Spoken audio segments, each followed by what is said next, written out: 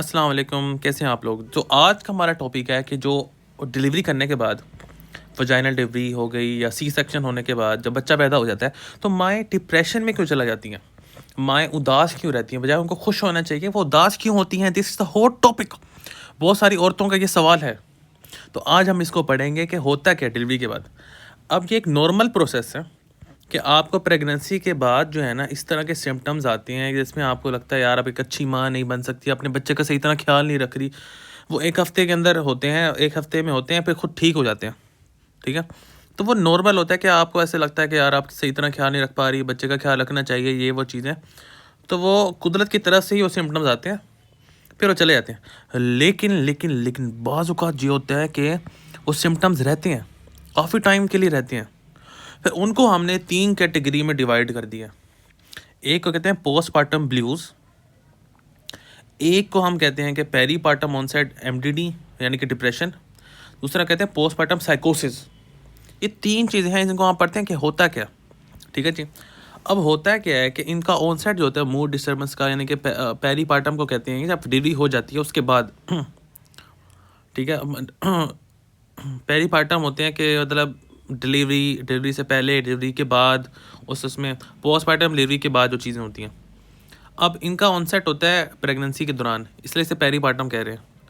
Pregnancy से पहले पेरीपार्टम, ठीक है, जब डिलीवरी से पहले पेरीपार्टम में आपके प्रेगनेंसी के अंदर इनका ऑनसेट हो जाता है और डिलीवरी के 4 हफ्ते तक जो चीज़ें रहती हैं, मूड ख़राब रहना, और इनका रिस्क तब बढ़ जाता है अगर इसको हिस्ट्री है कि मूड डिसऑर्डर्स हैं। मूड डिसऑर्डर्स होते हैं कि उसको डिप्रेशन का मसला है या स्किज़ोफ्रेनिया का मसला है या साइकोसिस का मसला है। उसको चीज़ें नज़र आती हैं, हेलुसिनेशंस होती हैं, कोई चीज़ आवाज़ दे रही है, कोई चीज़ नज़र आ रही है, कोई जिन खड़े हुए हैं, ये जिन भूत खड़े हुए हैं, या उसे डिप्रेशन का मसला है पहले से ही, अब उसमें डिलीवरी हो गई तो उसके बाद ये चीज़ें ज़्यादा रिस्क बढ़ जाता है इनका। अब पोस्टपार्टम ब्लूज़ ये होता है हमारे पास, इनके होने के चांसेस ज़्यादा होते हैं।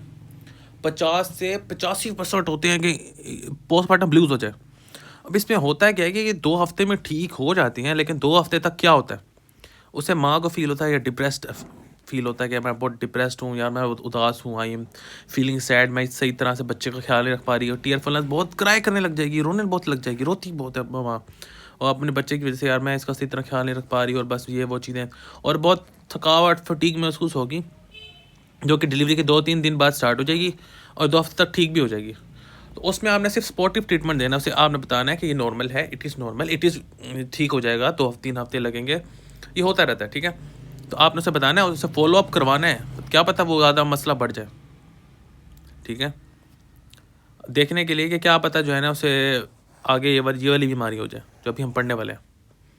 तो आपने उसे जो है ना फॉलो अप करवाना है लाजमी। अब कोई माँ आती है डिलीवरी के बाद, डॉक्टर साहब मैं 2 दिन बाद, 3 दिन बाद आती है, हफ्ते बाद आती है कि उसे मुझे लगता है कि मैं इसी तरह ख्याल नहीं रख पा रही बेबी का, और मैं अच्छी माँ नहीं हूँ, और मैं बहुत रोती हूँ, मैं बहुत परेशान रहती हूँ, हालांकि मुझे खुश रहना चाहिए। तो he suffering from the postpartum blues. लेकिन अगर वो आती है, मतलब वैसे औरतों के होता है कि थकावट होती है डिलीवरी के बाद और टायर्ड फील करती है, लेकिन इतना ज़्यादा रोती नहीं है वो, और परेशान नहीं होती, बहुत ज़्यादा डिप्रेस नहीं रहती, तो दैट इज़ नॉर्मल थिंग। लेकिन अगर वो बहुत ज़्यादा होने लग गए तो ब्लूज़ में चली गई, अब वो may be major depressive disorder with peripartum onset के साथ जा सकती है। उसे कहते हैं पोस्टपार्टम डिप्रेशन। पहले ब्लूज़ होते हैं, पीला ब्लूज़, फिर डिप्रेशन में जा सकती है। अब वो जो क्राइटेरिया होता है एमडीडी का, वो उसको पूरा कर रही है। अब इसके, लेकिन इसका ऑनसेट होता है, हो सकता है प्रेगनेंसी के दौरान ही वो स्टार्ट हो जाए, या 4 हफ्ते डिलीवरी के बाद जो है ना, तब भी इसको ये चीज़ें हो सकती हैं। इसका ट्रीटमेंट वही होता है डिप्रेशन वाले से सारे। अब ये क्या होता है एमडीडी विद पेरीपार्टम ऑनसेट का मतलब ये है, पेरीपार्टम का मतलब ये है पार्टम डिलीवरी से पहले जो है ना उसको सिम्टम्स होते हैं, उसका ऑनसेट स्टार्ट होता है, और डिलीवरी के 4 हफ्ते बाद तक भी हो सकते हैं उसको। और एमडीडी का मतलब है डिप्रेशन, ठीक है, मेजर डिप्रेसिव डिसऑर्डर। इसके कुछ सिम्टम्स होते हैं, जैसे हमारे पास जो है ना 2 हफ्ते से ज़्यादा के लिए, 2 हफ्ते से ज़्यादा के लिए उसको होते हैं सीगी कैप्स। उसे स्लीप का मसला होता है, उसका इंटरेस्ट ख़त्म होता है दुनिया में, उसे गिल्ट फील होता है, I am guilty, I am not taking care of my child.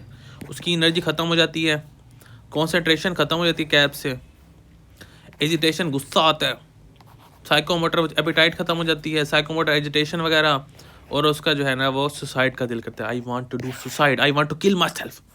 Then the woman is suffering from the major depressive disorder with the peripartum onset. You have to remember. Postpartum साइकोसिस भी होता है। साइकोसिस means that, what is psychosis mean? It is hallucinations.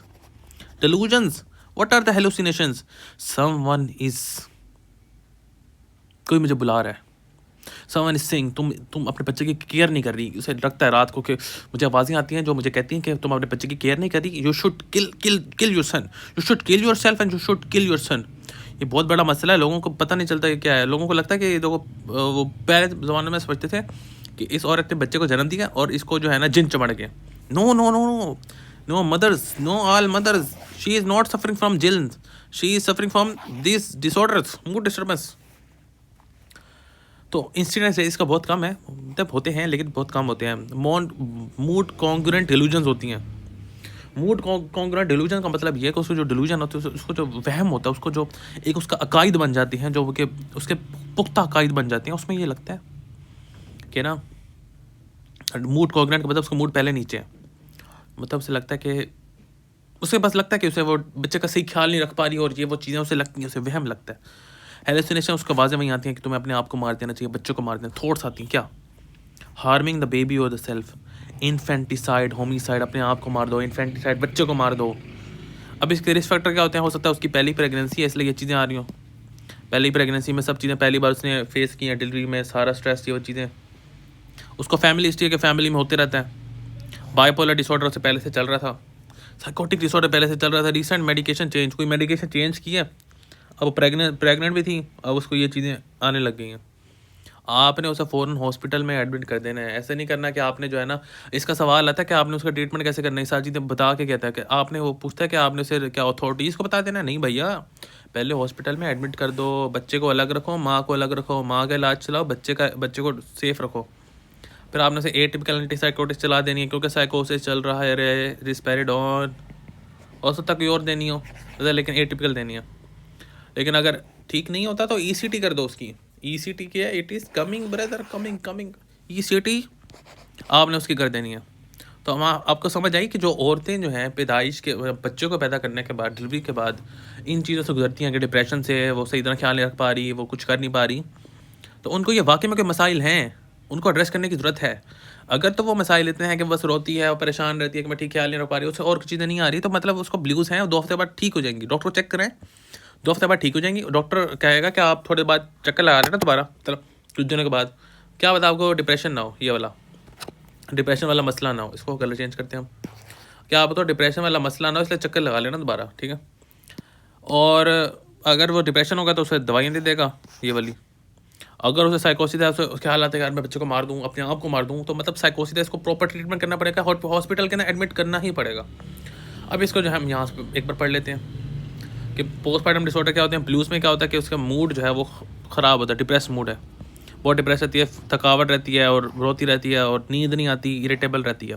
लेकिन MDT का criteria पूरा नहीं करती. MDT का क्राइटेरिया अभी मैंने बताया था 2 हफ्ते से ज़्यादा, और सीगी कैप्स में से 5 सिम्टम तो एटलीस्ट होने चाहिए, 5 या 5 से ज़्यादा. इतने सारे सिम्टम्स नहीं होते और ये वो चीज़ें नहीं होती. स्पॉटिव केयर होती है, बाकी आपने मॉनिटर करना होता है, फॉलो अप करवाना होता है.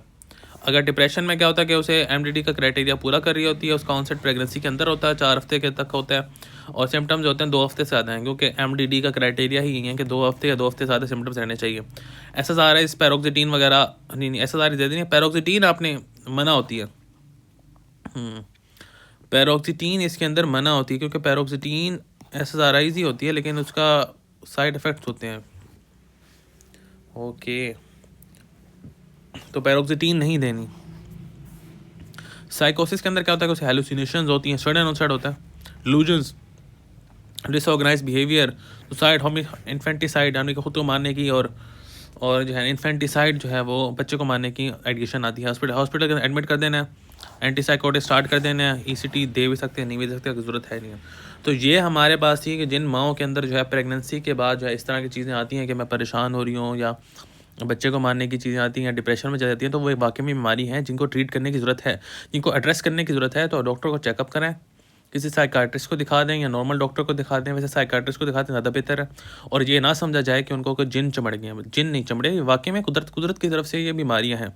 अब ये बीमारियाँ होती क्यों हैं? क्योंकि जिन का साया नहीं होता, बल्कि ये बीमारियाँ जो आपकी बॉडी के अंदर न्यूरोट्रांसमीटर्स होते हैं उनकी छेड़छाड़ की वजह से होती हैं. न्यूरोट्रांसमीटर जैसे डोपामीन हो गया, नोरेपिनेफ्रिन हो गया, इस तरह के न्यूरोट्रांसमीटर्स हैं जिनकी छेड़छाड़ की वजह से, केमिकल्स हैं इनकी छेड़छाड़ की वजह से आपकी बॉडी के अंदर जो है ना ये सिस्टम ख़राब हो जाता है, ये कोई जिन नहीं चमड़ते आपको। Okay, thank you so much, अपना बहुत ज़्यादा ख्याल रखें, दुआ में याद रखें। आपसे मिलते हैं एक नई एपिसोड में एक नई टॉपिक के साथ, तब तक के लिए अल्लाह हाफिज़।